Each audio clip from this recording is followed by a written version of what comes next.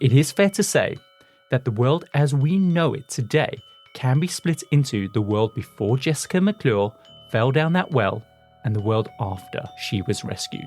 And honestly, when the reckoning comes, I wouldn't be surprised if baby Jessica's chubby little legs are to blame for single-handedly destroying the world as we know it. Yeah, let's go and protest. Drag her out, let's tar and feather her, stick her back down the hole.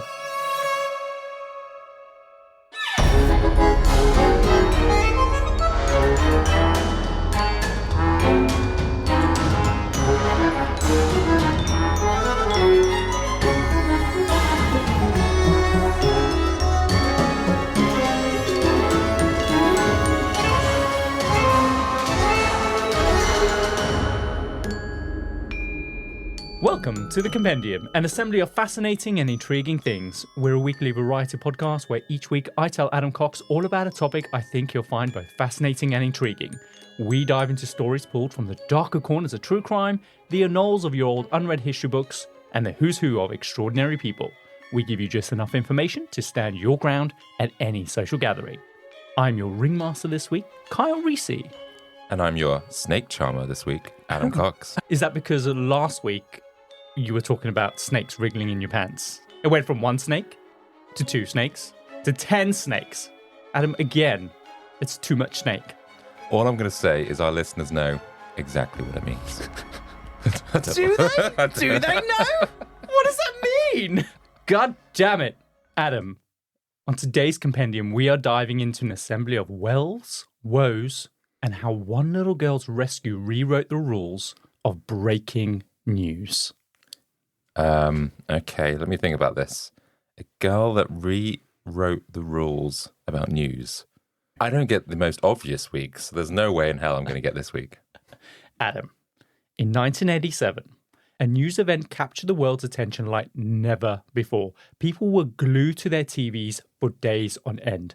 Even the First Lady of the United States decided to postpone her surgery until she knew the outcome of this story.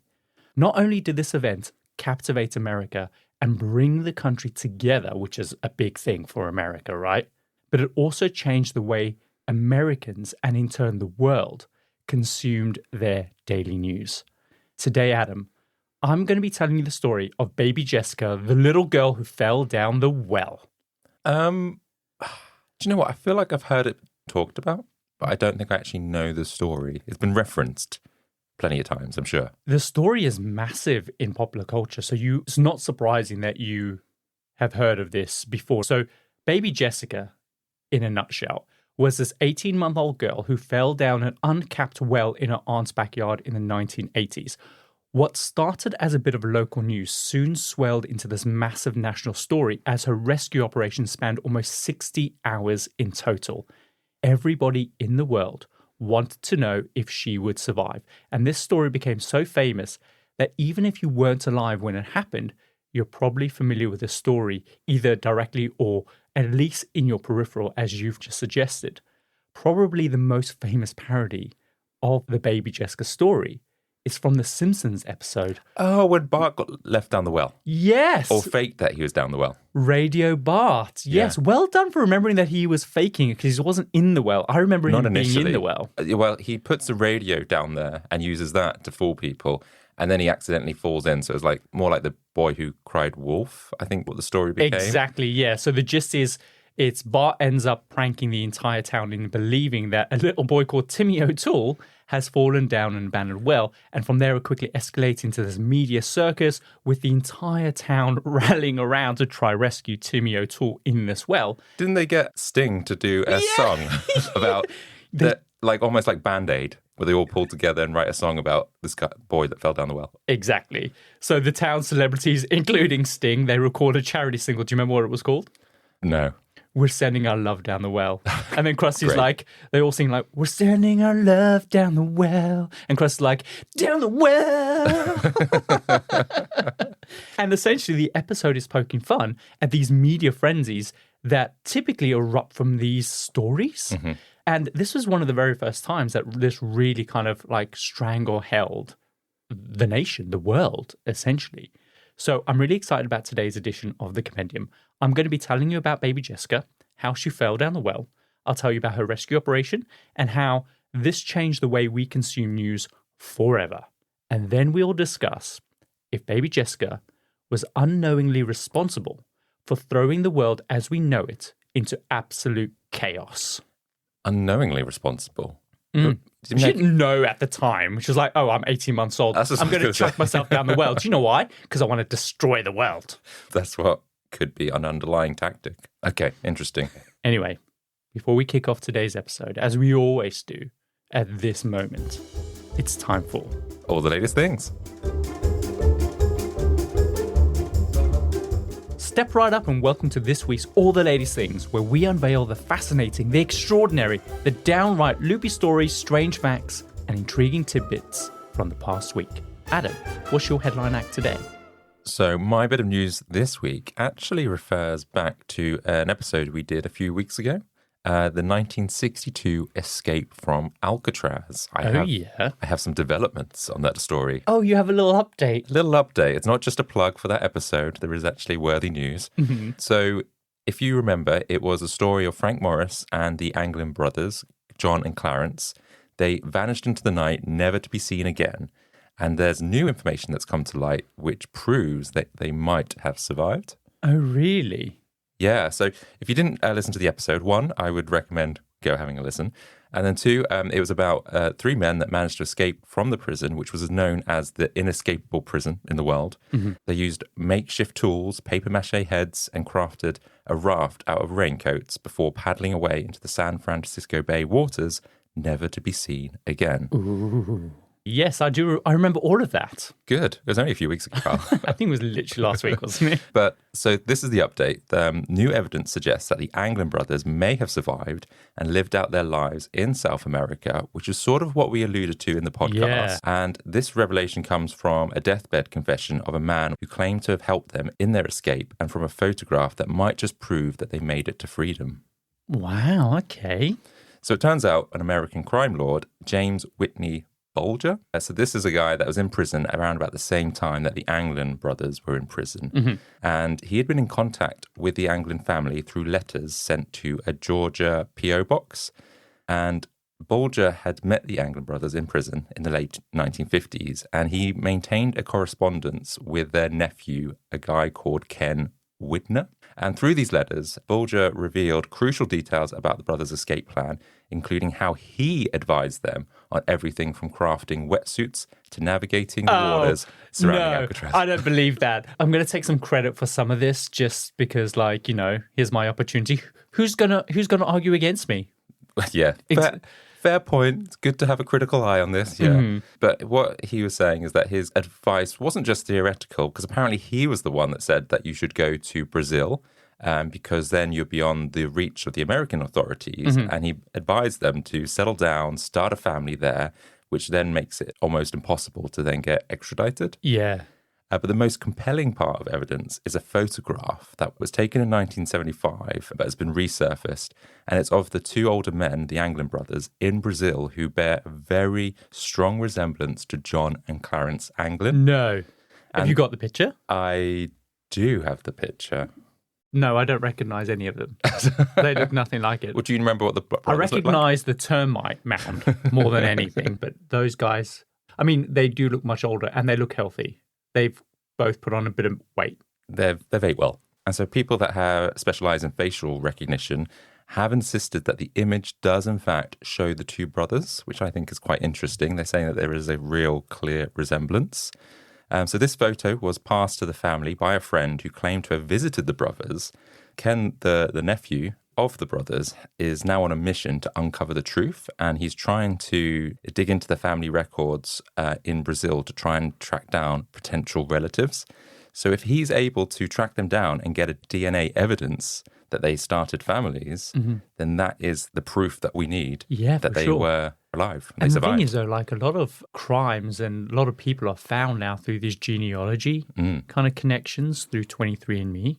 So I'm wondering if they could get hold of their DNA or even his own DNA to see if there's any relatives in Brazil that are around, and then maybe that can start with a good connection. Yeah, although I don't know how popular these DNA kits would be in Brazil. I don't know. I'm not quite sure.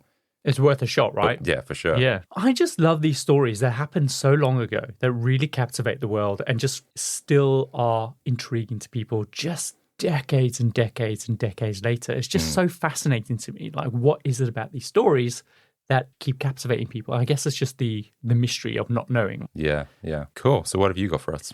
So, Adam, have you ever felt like your tampons aren't lasting as long as they used to? On most days, yeah. Well, it's not just in your head. Isn't it? No. This is kind of obviously the latest example of shrinkflation impacting us all during obviously the cost of living crisis. But now it's coming at the potential cost of women's health. So as men, we might not necessarily know that women's tampons come in specific sizes based on a woman's flow rate. Did you know that? Based on a woman's flow rate, they come in different sizes? No, I had no idea. I genuinely thought they're one size fits all. Genuinely. I guess, yeah. Yeah, I've never had to use them. I remember one time at university, we used to like put them in water so that they would get bigger and then we'd like huck them at. Yeah. It's like a little water bomb. Kind of, yeah. But that's not the same as this. So they come in all these different sizes with these little codes on them. So they'll have like L for light and R for regular, SP for super plus, etc. By the way, when I was looking at this, I was really thrown at first by seeing the little symbols L and R on the tampons. You think like left and right? I thought left and right. I was like, hang on a minute. Have people updated vaginas since I last inquired about them? There's two vaginas, a left and right. No, it means light and regular. But anyway, for a woman's entire adult life, they have become to rely on knowing and trusting these individual sizes. But companies like Tampax have now been exposed for secretly shrinking the actual tampons. And the worst part is they haven't told anyone. And as a result, women have been so concerned that they've even booked doctor appointments thinking that something was wrong with their bodies, which is worrying because this could potentially lead a doctor to misdiagnosing a health issue when in reality it's just a manufacturer shrinking the size of the tampons. And so, of course, if the absorbency has kind of decreased, they may not change the tampon as frequently, which could then lead to an increased risk of something called toxic shock syndrome that could lead to organ damage or even death. Oh my word. Just by reducing this packaging and not telling anyone about it. Because the idea is that you're supposed to change your tampon every so often. But if you have like this menstruation blood that's inside of you, it could potentially cause a big problem that could potentially lead to this organ damage or even death. And it's really problematic that they haven't told anyone. And it's just another example of corporate greed at its worst. And all this was discovered when a woman found an old tampon in her purse from 2020. And then she compared it to ones that are available today. And the differences are so glaringly obvious. Sometimes they're as small, smaller by up to 20%. Yeah, that's a lot. That's a whole extra hour or something like that if you're supposed to use them for 4 hours or something. Yeah. That you're not getting that use out of. And that probably adds up, doesn't it? Absolutely. What a bunch of motherfuckers. It's 100% got to be a man running Tampax. 100%. Well, it just seems a bit crazy that where this is, that its use, not that it's medical, but anything that kind of is about someone's body, I always feel like you should be quite honest about this. 100%. And I say, do you know what? Go for it. If you can, and you can afford to, boycott them. Teach them a lesson. Because I kind of did that with Gillette. Do you remember when they had that big old massive campaign where they were trying to kind of essentially saying that all men were toxic and that you've got to do better? I'm like, hang on a minute. You sell razors. Stay in your lane and don't insult the damn people that are buying your damn product. So I haven't bought Gillette since. But unknowingly, Gillette own a bunch of companies. It's owned by Procter & Gamble, so they own literally everything. So I might have moved to a different product, but I'm just still buying Procter & Gamble. Yeah, they're probably I'll show them. So Adam, next time you feel your tampons aren't cutting it, remember, it's not just you, it's shrinkflation. And shame on the damn companies that are putting people's kind of well-being at risk. Yeah. I mean, anything like this where they reduce package sizes and still charge the same amount annoys the hell out of me. But anyway, that was my all the latest things. Shall we get on with Baby Jessica? Let's do it. So Adam, the story of Baby Jessica is significant because this marks the moment when news networks like CNN finally nailed the formula for hooking people in with a brand new concept of 24-hour news and the unfolding story. And while the idea of 24-hour news was actually invented 7 years before the story even happened, it struggled the entire time to take off. However, when it finally did, it completely changed how we consume news forever. So it is fair to say that the world as we know it today can be split into the world before Jessica McClure fell down that well and the world after she was rescued. And therefore, she is responsible for the world's chaos as we know it. So a bit like ADBC, we've got like BJ and after J. AJ. Oh, I see. BJ. Baby Jessica, before Baby Jessica. Yeah. BBJ, ABJ. Yeah. So before 1987, most people in the USA got their news from the morning paper.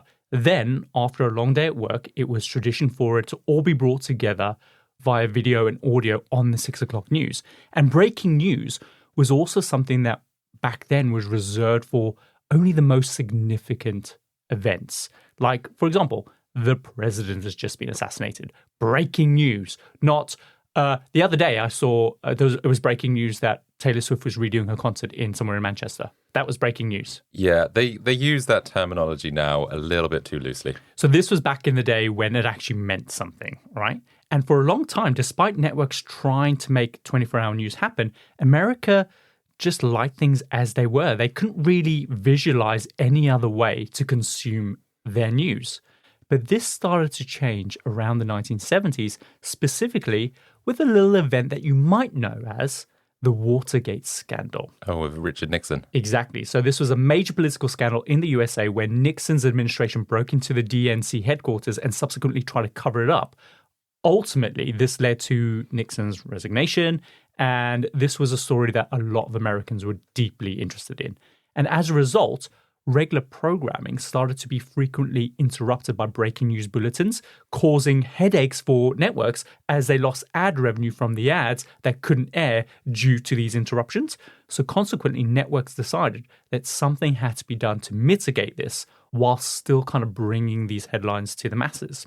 So with this lesson learned, in 1979, another event rocked the USA, and that was the Iranian hostage crisis. This time, rather than interrupting regular programming with breaking news updates, ABC created a dedicated program which focused solely on the crisis. And this was groundbreaking because it covered a single event outside of the usual kind of format of the news and treated it like a form of entertainment.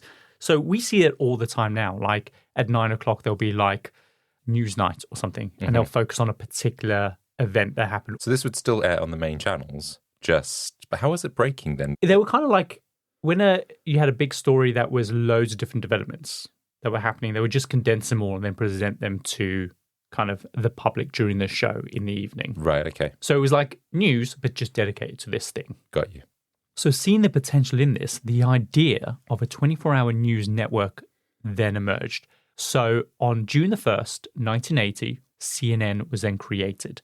But it struggled to gain traction because people simply weren't interested in regular boring news outside of major events. I'm kind of the same. I don't feel like I need to watch news all the time. I guess it's convenient for you if you're not around and you can just see what the headlines are or whatever. But I didn't realize this has been going for 40 years. I thought it was a 90s sort of It wouldn't thing. really take off. It will take another 6 years for CNN to start realizing what they needed to incorporate into their format to keep people engaged. So for 6 years, they really struggled to make 24-hour news happen. But the event that would change this would be a little event called the Challenger Space Shuttle disaster.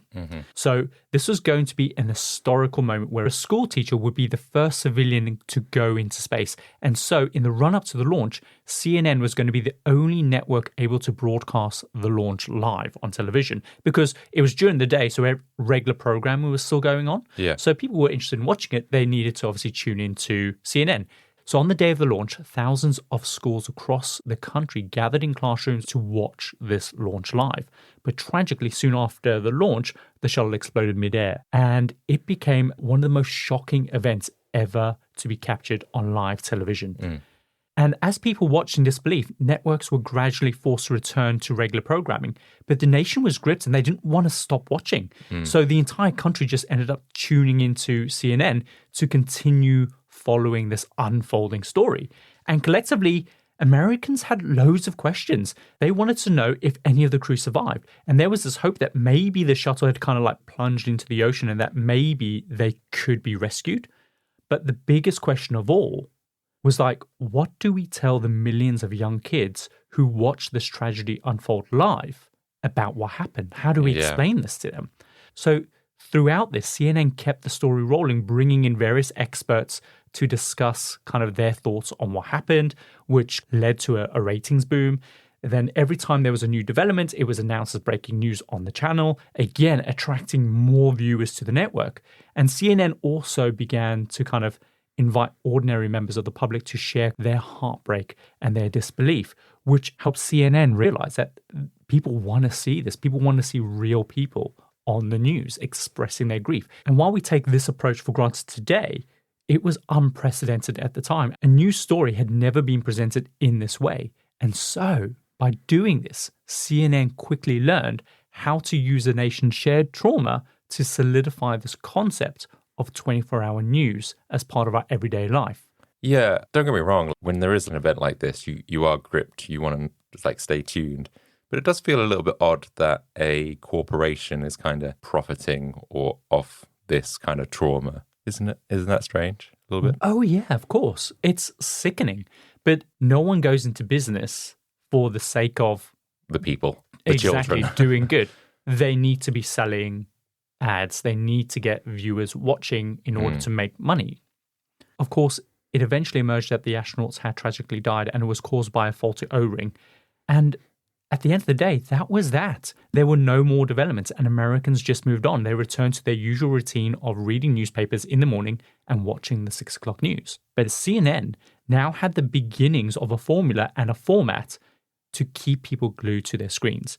They just now needed another opportunity to capitalize on everything that they had learned. And that opportunity would finally come in 1987 in a small town of Midland, Texas. Where baby Jessica, I assume, lives. Where baby Jessica is about to change the damn world. So, Adam, it is the 14th of October, 1987. Uh-huh. A significant date for you? I have just arrived into the world. Mm-hmm. The world has just been blessed with your arrival. So baby Jessica McClure is an 18-month-old, and she is the daughter of Sissy, who is 17, and Chip, who is 18. So they're very young. And Sissy's sister ran a family daycare at a house where Sissy would often help out, and as a result, baby Jessica frequently spent her days there while her mum and her aunt cared for the other children. Mm-hmm. So on that day, Sissy was keeping an eye on baby Jessica and the other children were busy playing in the backyard when suddenly the phone rang. So she quickly went inside to answer it, not thinking twice about leaving the kids unattended for a moment. Like, who would if the phone's rung, right? Of course you're going to answer it. And with that line, you can probably sense a foreshadowing here. Yeah. Within seconds, Sissy hears the other children screaming and she rushes back outside where they tell her that Jessica has fallen down a pipe. And Sissy is really confused. She has like no idea what the kids are talking about. She knows that there is an old pipe sticking out of the ground in the backyard, but A, it was covered by a large rock, and B, it's literally 8 inches in diameter. So there's no way that this is the pipe that the kids are talking about. Like the diameter is smaller than literally a football. Yeah, okay. But the kids are like adamant. So Sissy rushes over, she peers down the pipe, she sees nothing, but she hears the faint cries of Jessica coming up from the pipe. Oh no. And Sissy freaks out. She runs inside, she calls the police and frantically is pleading with them to hurry. Like she's like, save my baby, save my baby. So is this a working well then? No, it's got the top cut off because normally there'd be like a pump on top of it, but that's gone. And it's just this opening in the ground. And this is in her backyard? In her backyard, correct. Should have covered that, but anyway. Well, they did. They had it covered with a big, large rock, but the rock had obviously fallen off and she'd got in. Oh, right. Okay, fine. But it also wasn't really something that was on the radar because when the kids came running over, she had no idea what they were talking about, right? Yeah. So when the police arrived, they quickly realized that they had no idea how they could help. They literally cannot even see Jessica down the pipe. Now, Midland had historically been part of the Texas oil boom throughout the 1970s, but by the late 1980s, that boom had gone bust, which left the town essentially impoverished. And even though the town was no longer producing oil, it did still have a lot of specialized equipment across a number of different businesses that could potentially help baby Jessica out of this pipe. That's handy. It is very handy. So the police call a bunch of local experts And they established very quickly that the pipe that Jessica's fallen into was actually an abandoned old water well. So to help assess the situation, they stick a thermal imaging camera into the pipe and they manage to see like this faint outline of a tiny person. Next, they lower down a microphone into the well and they're able to hear the faint little whimpers of Jessica. Aww. They work out that Jessica's roughly around about 7 meters down. That's 7 meters. That's taller than this building, Adam. This building, you mean our house? Our house, yeah. And so so how wide is the well? So they can't fit down it themselves? No, the well is 8 inches in diameter. Oh, so it is that. So it's 8. Yeah. So how is she falling down this thing? Exactly. This is an 18-month-old kid who's no wider than a football. So she must have... That's not something you easily like trip and just fall into, right? She's climbed in, or one of the other kids have put her in there, I reckon. It's like, oops. Yeah. Shit. The important thing is she's 7 meters down, but she is still alive. Good. So while all of this is going on, a local news station gets wind of the story. They dispatch a team of reporters to cover it. And when they arrive, it is very quickly recognized that this story had all the elements to help boost ratings. It had a clear protagonist in the form of a white child in danger. Okay. Young, anxious parents, a complex rescue operation, and most importantly, the uncertainty of whether or not this child would survive.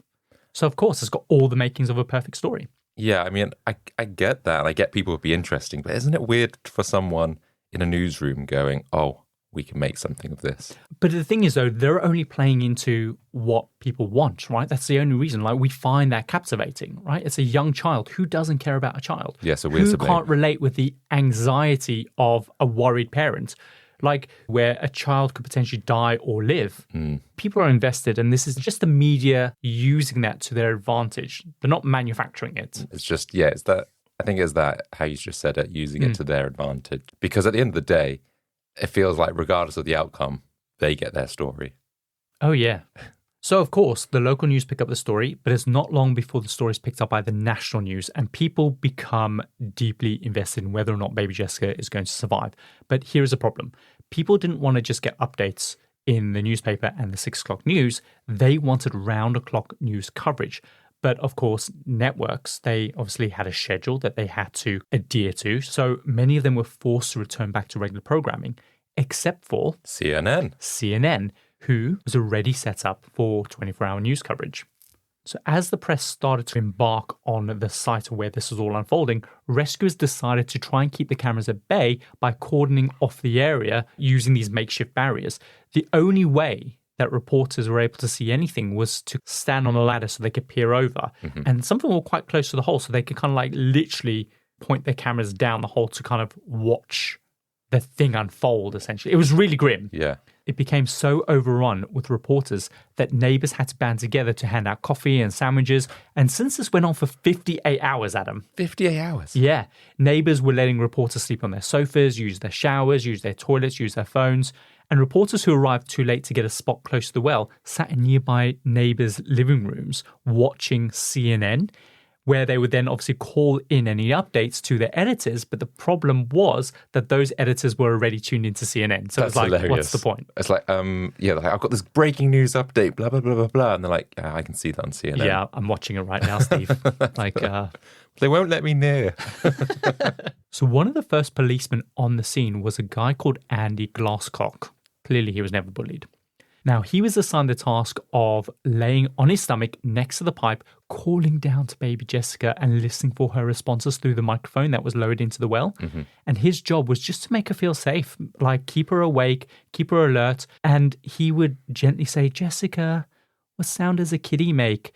And then her response would be like, meow. Oh, I know. Isn't that heartbreaking? I guess this kid who's only 18 months old, it's not like she has the strength, because this is quite a small diameter. So I'm thinking, how would I get out of this? How would I get her? Right, let's think critically. Yeah, you think, oh, what would I do in that situation? Because you think, if I'm stuck down this well, maybe I can use my body tense enough to then somehow crawl up. But like an 18-month-year-old. No, she probably doesn't even have the leg strength. Yeah. Oh, but when you find out how she's stuck, you'll just be horrified. She's not upside down, is she? You'll see. Oh, no. And of course, because they had no idea if she was injured down there, they decided not to send out any food or water down the pipe, just in case, of course, she had any internal injuries. The only thing that they could do was just pump down some oxygen to her to make sure that she was getting a fresh supply. And the plan to rescue her was to dig a shaft parallel to the well. And then, once that was dug, to dig a horizontal tunnel to reach the well just below where she was lodged. So like a cross-section of this, it's like the shape of a letter H. Yeah. So you've got the well, you've got the other well, and then they'll dig a tunnel connecting the two. Yeah, that makes sense. But after digging down a meter, they hit solid rock, forcing them to bring in specialized drilling equipment with kind of like a diamond tip. And even with this, they can only drill down like a few centimeters per hour before kind of the drill then wore out. Then they had to get another one in. That is, yeah, because also I guess you've got to be really careful not to disturb too much of the ground around, I guess, because you don't know what's under there. You don't know how it could be connected. No idea, moving around. Eventually, nighttime on the first evening came and Jessica was still stuck down the well. And the noise is just overwhelming. Of course, baby Jessica is terrified. And Andy Glasscock says that to make herself feel better, he could hear her singing Winnie the Pooh through the microphone. So it's like, Winnie the Pooh, tubby little chubby, all stuffed with fluff. He's Winnie the Pooh, Winnie the Pooh. This is horrible. Parents must be distraught. Yeah, I can imagine. So 24 hours later, this is now an international story with kind of news teams all over the world arriving at this small little town in Midland, Texas. A bunch of volunteers who hear about the story in the news start making their way to the site. Among them is a paramedic called Robert O'Donnell. Now, he initially had seen the early local reporting and just figured like the rescue would be pretty quick. But as the hours dragged on, he realized like, I can't just stand by and not do anything. I have to go and help. Yeah. So he finishes his shift and he drives down to Midland to lend a hand. Finally, they do manage to drill the hole down to the point where they think baby Jessica is trapped. But now they need to kind of dig across, hoping to come in underneath her. And they need to make sure they get this right because, of course, if they break through the other well, they could end up crushing her, basically. Yeah, that is like a knife edge sort of thing in terms of how far you dig.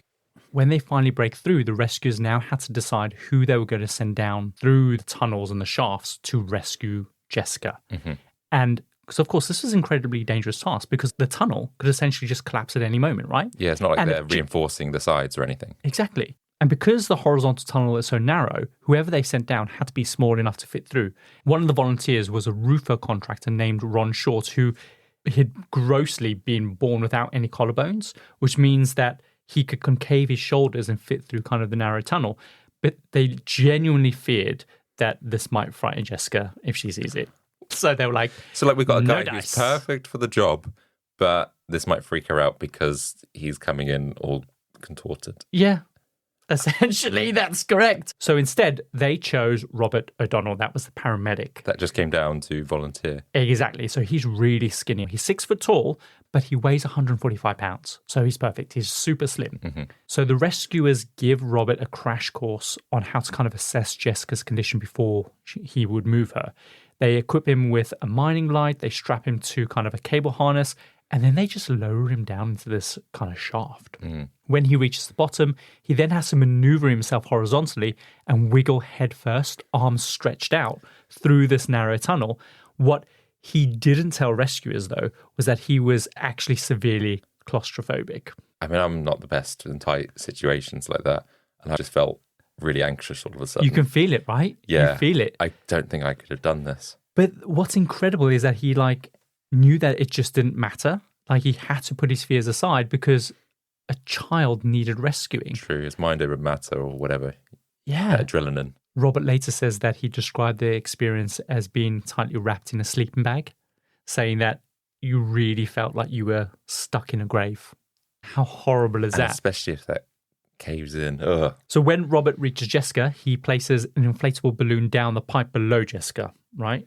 So the hole's drilled through the pipe, and so she's just above that hole, and he's going to somehow reach into. That's right. But before he does that, he puts this balloon down there, inflates it, because of course you don't want it to kind of slip and then fall down further, right? Because then they have to keep digging another hole. So put this balloon down there. And then he starts to kind of assess the situation. He sees that one of her feet was dangling down towards him, while the other was wedged up by her head. So she was essentially stuck in the split position. And she'd been like that this entire time. And by this point, it is like roughly 48 hours. So at least her head's upright, because I was thinking if she was head first, I think she would have died, right? God. Yeah, that wouldn't have been good. But that's a relief that she at least is like that. So he gently calls out to her saying, "Hey, Juicy," because that's the nickname that her parents gave her. He's like, "Hey, Juicy, I'm here to help you." And he asked if like she could move her legs, which she could, which is good because this indicated that she didn't have any kind of spinal injuries. He then reaches up to grab her little ankle, but as soon as he tries to pull her down, she's like, "No," and then immediately pulls her leg out of reach. So it's clearly in pain. Yeah. She's also completely wedged in, Adam. So Robert realizes that there's nothing that he can do to release her, and he has to go back up. Oh. So he's prepared to leave. He says, "Juicy, I'm coming back, okay? I promise I'm coming back." And then he kind of like wiggled himself backwards out of the tunnel, and then the team just pulled him up. Now, imagine watching this unfold as a spectator on CNN, right? All you see is Robert go down, and everyone is on tenterhooks waiting for him to come up with Jessica. Oh no, this is going to be what a letdown for everyone. But when he emerges, Jessica isn't with him. So you can just imagine this is a super intense situation. Yeah. He explains to the team how tight the space was, and it really got to him. He was visibly distraught. He was devastated that he had to leave Jessica down there. And doctors were so concerned that they didn't want to allow him to go back down, but he insisted. He was like, "No, I told her I'm coming back. I have to go back down there," even though this guy is terrified and traumatized by all this. In the end, of course, they agree. They widen the tunnel a little bit with a little bit more drilling. And then the new plan is to send Robert back down with some KY jelly and a rubber-tipped leg from a photographer's tripod. Other reports say it was kind of like forceps that you use during childbirth, but other people say it was a tripod leg. And KY jelly, that's blue, basically. Okay, yeah. just double checking. So he crawls through the tunnel, gets back to Jessica, and then he proceeds to grease her up as much as he possibly can. And then she just pops straight out. Really? So that really... Yeah, it worked. Yeah.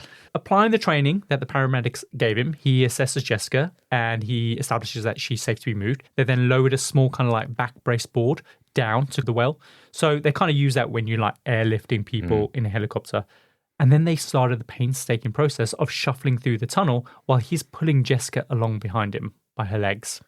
Because he's got to do all this all backwards. Yeah, and how is he... I'm trying to think, then he gets to the hole that they're then going to be lifted out of. I'm trying to imagine how he's then going to somehow pull her close enough to him and then get her upright or whatever. He does. He just has to shuffle through with one hand pulling her leg backwards. It's horrible. Poor Jessica. So if you're watching on television at home, all you see are the backs of the men's heads looking down to the hole. So you wouldn't be able to see what's happening below, but you knew something was happening. I'm thinking like now they probably would have a camera strapped to someone, right? So they could see what sort of state Jessica probably was in. And so people could then consult above ground.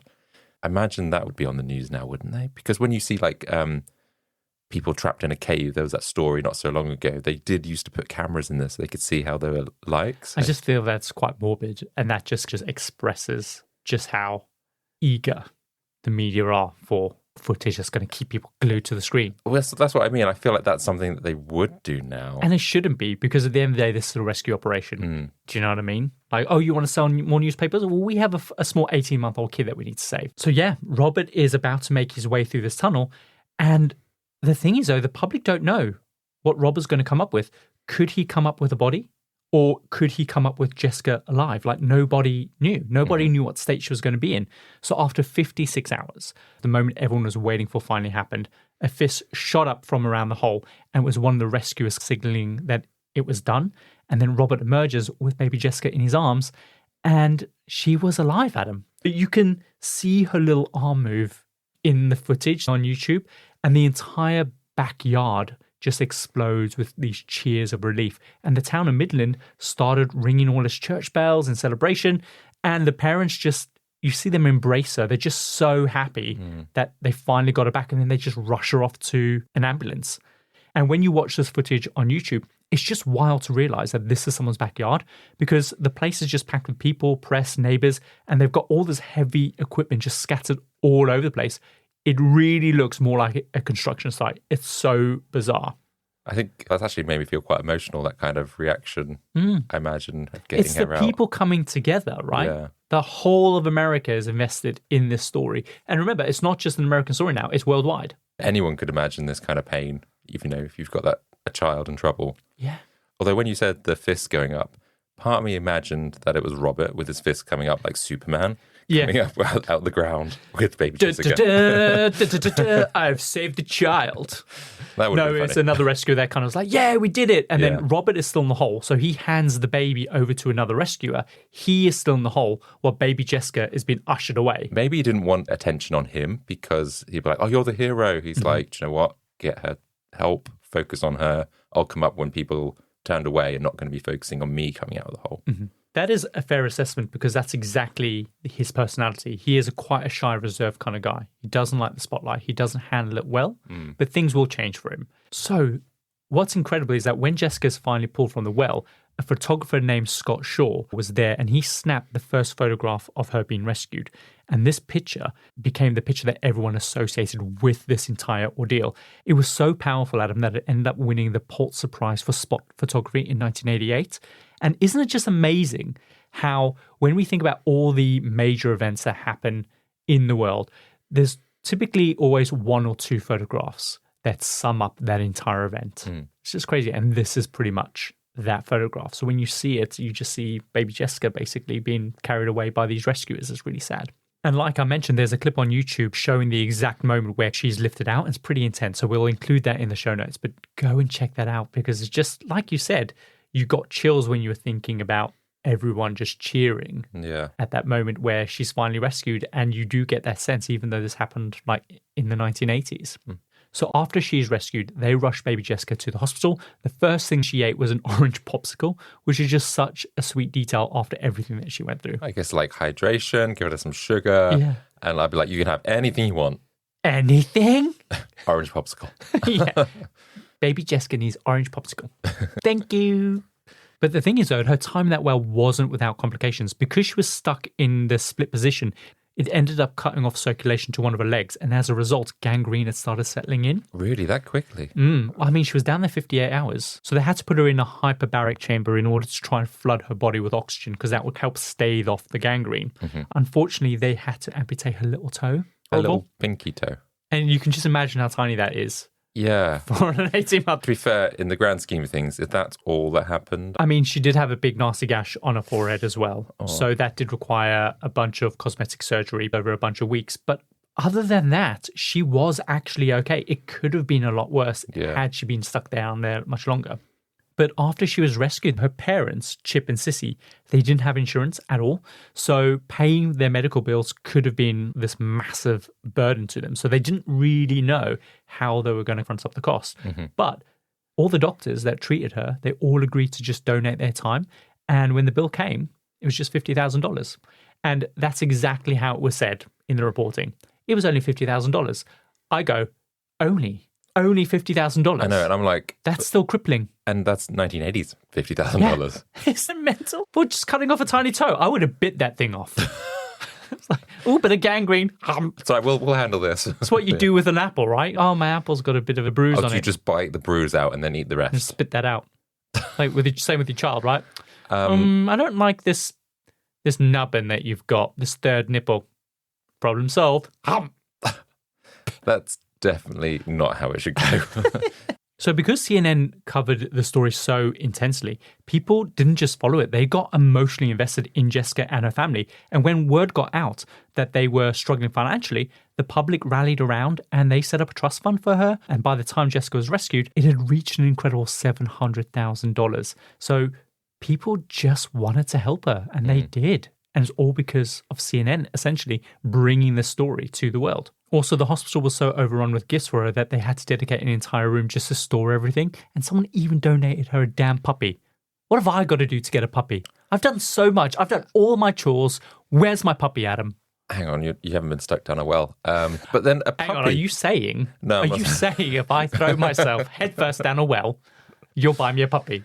Let's get back to baby Jessica. So... what would her parents think? They're like, oh, yeah, we've got a puppy. Don't really want to look after a puppy. How do you know? You don't know that. I'm just thinking, like, They're not you, Adam. They're assuming that they're going to be able. What if one of them's allergic? I don't know. Maybe it was offered to them. I mean, it was a pretty good puppy. It was a Shar-Pei. It was a pretty good puppy. Puppy goes. As far as puppies go, pretty damned good. Okay. It was a Shar-Pei. That doesn't mean anything to me. The Shar-Peis are those big wrinkly dogs with all the wrinkles, and you've got to like sometimes make sure they don't get like moisture trapped under there because it can cause, thrush, puppy thrush. I don't think I want that kind of dog. I'd be like, no, take this back. Fair enough. I would take a Shar-Pei, no problem.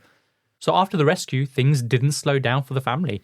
Jessica was invited to meet the president, who made this kind of beautiful statement about how her story had brought the entire country together, saying like, we are all her godfathers and godmothers now.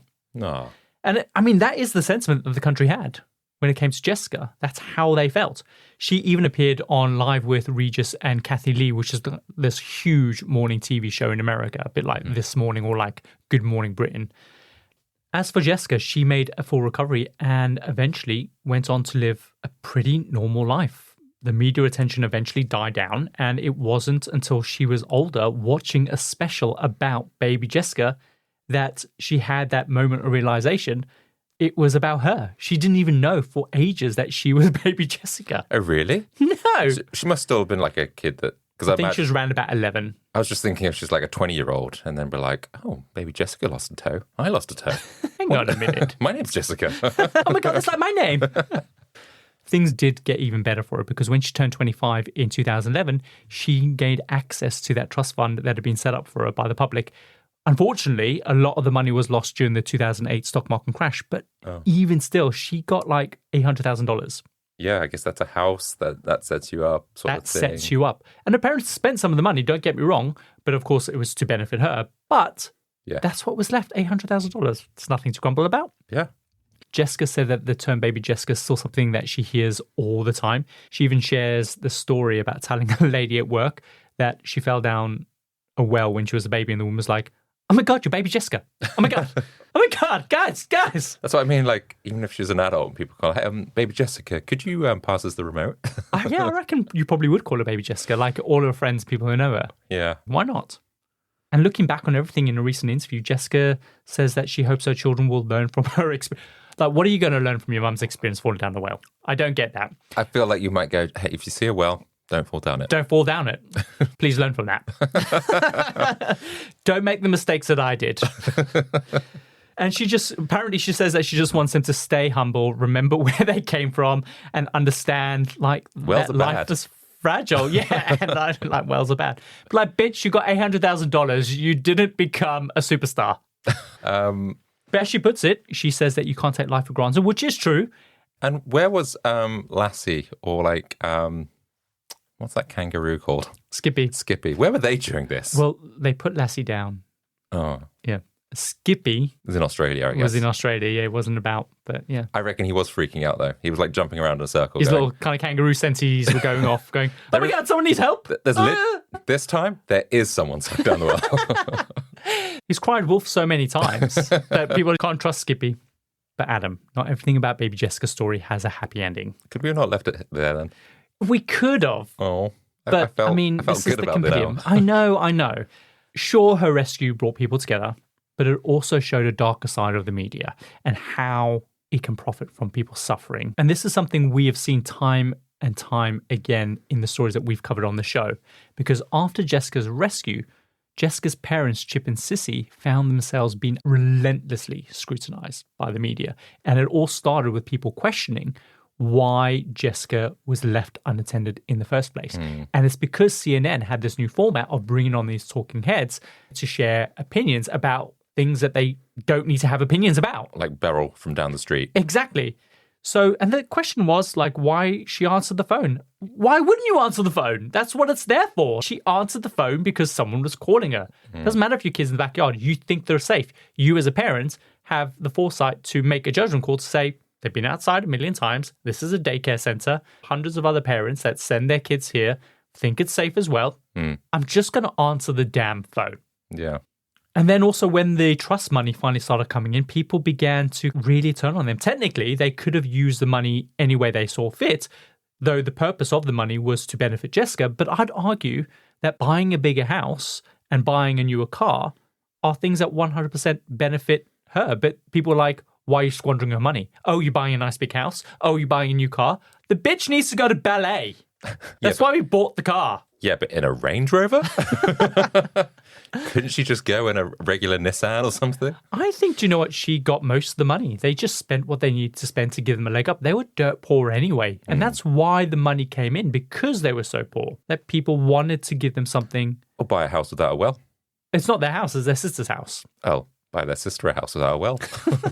So it's not like they were squandering the money or gambling it away. Anything they didn't use, they did put into savings. But that didn't stop people from being just incredibly nasty, demanding to know exactly where every single penny was going and accusing them of just wasting Jessica's money. Now, this kind of scrutiny might seem normal to us today, but back then, this was really unprecedented. And the thing to blame was the rise of 24-hour news. This new format meant that networks could now fill airtime by bringing on pundits and talking heads to give their opinion. And suddenly, everyone was a critic, questioning Chip and Sissy's parenting skills. And it just got really ugly really fast. So it turned really dark. In a way, it's almost cheeky to say that it's all baby Jessica's fault. Her fall down that well marked that turning point, the line in the sand between the world before Jessica fell down the well and the world afterwards. And people being so captivated by watching these stories unfold live, therefore feeling that entitlement to comment on it. Even more so with social media and channels like YouTube, where everyone can have a platform. Yeah, I mean, BBJ was just a simpler time, and ABJ is just I love that. Before Jessica, after Jessica. That's how we should do it from now on. To be fair, I find that this is a bit of a segue to make this about you, because it was the day after your birthday. So when you say BBJ, you really kind of mean before Adam Cox. I'm not the one that's making that connection. You are. It's a valid connection, but I'm not making it. Just love your confidence, arrogance. The thing is, though, it's all baby Jessica's fault. And honestly, when the reckoning comes, I wouldn't be surprised if baby Jessica's chubby little legs are to blame for single-handedly destroying the world as we know it. Yeah, let's go and protest. Drag her out. Let's tar and feather her. Stick her back down the hole. I just think this is crazy. I feel like any parent that something happens to their child, think of Madeleine McCann, think of whoever, there's so many instances, they just get criticised, and unfairly a lot of the time. 100%. Women get such a raw deal. Like, you can't act correctly, can you? If you are too composed, well, you're hiding something. If you're too hysterical and emotional, again, you're criticised for that as well. Yeah, because I think now kids don't necessarily go out and play like they did when we were kids. And so you'd end up I was out on the rob. But you would end up in different situations that your mum would never have known about. But it was kind of normal back then. Yeah. But now, you know, there's this cotton wool around everyone, like, don't go out, don't do this. Yeah. And then they criticise, but now they're staying at home on their tablets. Well, we're not allowing them to go out. I don't know. Yeah, I get it. The things I used to do when I was a kid, I used to go on these adventures. If someone had, like, kidnapped me and killed me, I was so far away from home sometimes that they would have never found me. It's scary, some of the things we did. I remember our neighbor had some puppies and 6 of them died. We decided to put them all in, and these are beautiful Dalmatian puppies. Oh. They didn't even have their spots, because you don't get their spots until they're like 10 days old. So they're adorable. But a bunch of them died for some weird reason. And I remember we put them all in this ice cream tub, like a 5-litre ice cream tub. We got on our BMXs. We traveled down the highway against the traffic. And we were always taught that if you're driving on the main road, drive towards the traffic so you can see the cars coming at you. Eventually, we came to this graveyard and we buried these puppies next to like this old lady, and then we drove back. And that took us all day. I mean, that's really sweet that you did that. It is, but we could have died. Yeah. And did you know that this cemetery or whatever existed? You're like, it needs to be this one. We kind of knew it existed. I don't know how I'd got there before. Strange. Yeah. Wow. So, yeah, like, we live very different lives. So back then, yeah, a lot more carefree, a lot more freedom, because, I don't know, and I guess if they didn't think, given the size of this tube, pipe, whatever it is, you would never think that someone would fall down, especially if it was covered. Can you imagine if no other kids had seen her and she just disappeared? They would have thought someone kidnapped her. And then for ages, they would have been like, oh my God, save my baby. All this while, she is stuck down this well. Oh, that's horrible. There was something recently, not to sound too morbid, but someone got trapped behind a fridge and they didn't realize this. Yeah, 20 years. Yeah. Is that crazy? They found them 20, and they couldn't hear their screams because the fans of the refrigerators were just drowning them out. Horrifying. Horrifying. And they found them 20 odd years later when they were cleaning out or gutting out the store to replace it with new fixtures. They moved the fridges. Yeah. And then they found the skeleton of this man. Oh, horrendous. Anyway, but baby Jessica, she's alive and well. So yeah, and of course, Chip and Sissy, throughout all of the scrutiny, they were just completely mortified by this relentless hounding by the press. So to try and counter it all, they took out an ad in the local paper where they thanked everyone for their support and for all the donated toys and stuff. And as for the toys that they couldn't use, they handed them out to the children of the volunteers who helped during the rescue. But even this ended up turning against them. No matter how you act, you're going to be scrutinized one way or another. So in the end, they just eventually decided to stop talking to the press entirely. Good. Just to kind of shield baby Jessica from all the fallout. But the problem is that this eventually took its toll on the couple. And by 1990, Chip and Sissy ended up divorcing. Oh, as a result of the media and or strain on their marriage. It's just so stressful. But probably, Adam, the saddest part of the story is what happened to Robert O'Donnell. Oh, no. The man who physically pulled Jessica out of the well. So Robert was always quiet. He was a shy guy, someone who mostly kept to himself. And he worked as a firefighter, and he had recently started working night shifts as a paramedic. And the thing about Robert is that he suffered from debilitating migraines that would kind of knock him out for days. So when he set out to assist in the rescue effort, he never anticipated that this would end up changing his life forever.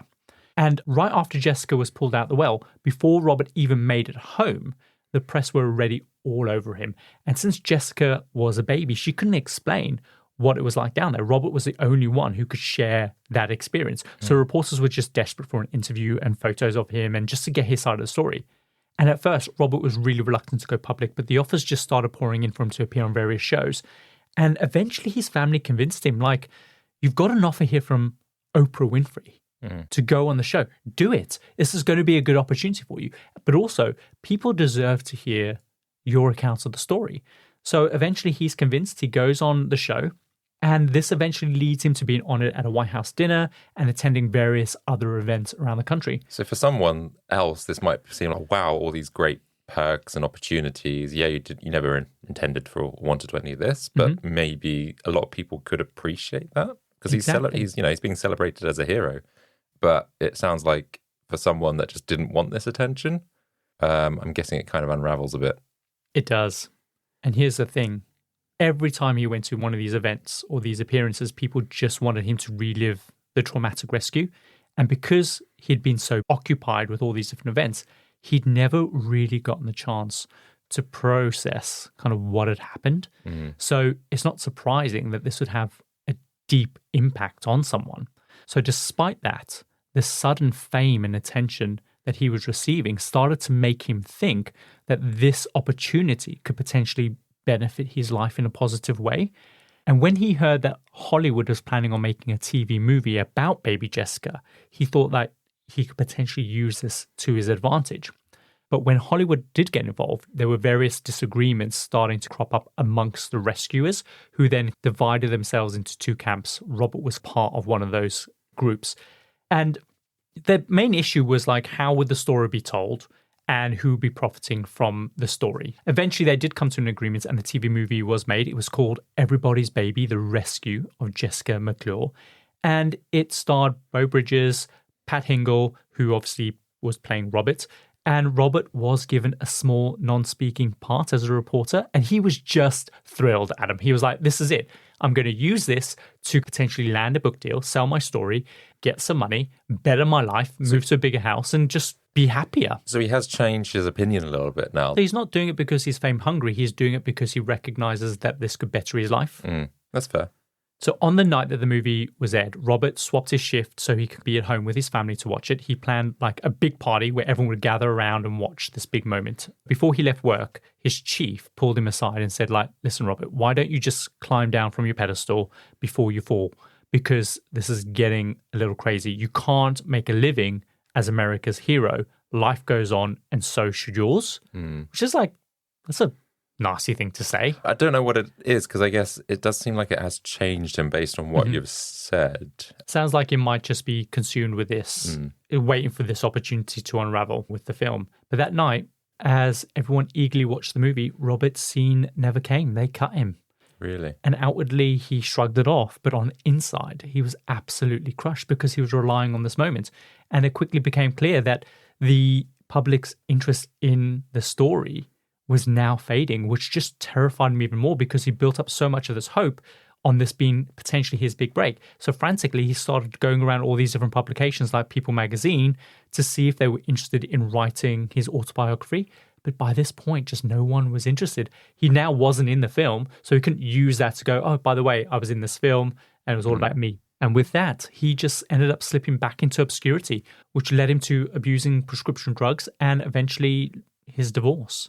But a few years later, in 1995, Robert was watching footage of the Oklahoma City bombing, and one image of a firefighter holding a dead baby really got him. It really brought everything back. And he turned to his mom and said, these rescuers are going to need a lot of help for a long time after this. And that was the first time that his mum realized just how much unresolved trauma that Robert was carrying around with him for all these years.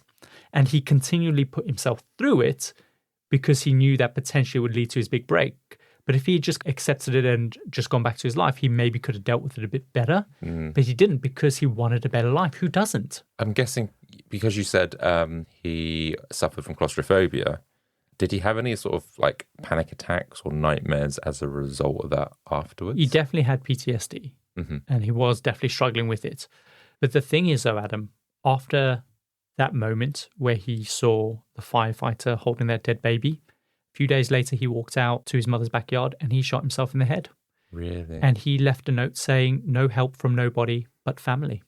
And you really have to wonder about how responsible the media is in the way that they treat heroes like Robert. So often they take ordinary people, thrust them into the spotlight, and exploit them without any kind of regard to how prepared they might be psychologically for this experience. Yeah, it's a shame considering he did something so amazing and he just put someone else first, given his own challenges and probably doing that. And I guess whilst he had this time to be celebrated as a hero, maybe he should have had some more counselling or something after that to maybe align him better and not put all his hopes on this benefiting his life. Because you only have to look at some of the reality TV shows where it's happened to people that have committed suicide because of the way that media has celebrated them for 1 minute and the next minute ignored them or they turn on them. So to go through that, whether you did something good or bad, must be a horrible experience. And I think, of course, this is all brand new to everyone. So the media will take a long time for that to really kind of like get drummed in. Yeah. But he is one of the first casualties of that fallout.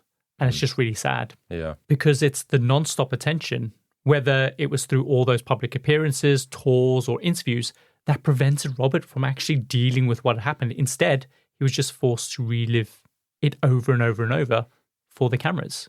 And the legacy of baby Jessica's story is more than just the rescue itself. It's how it led to mainstreaming of 24-hour news coverage. CNN had been trying to make 24-hour news happen for 8 years, but it was baby Jessica's story that really made it stick. They applied everything that they learned from covering the Challenger disaster, and from there, CNN truly came into its own.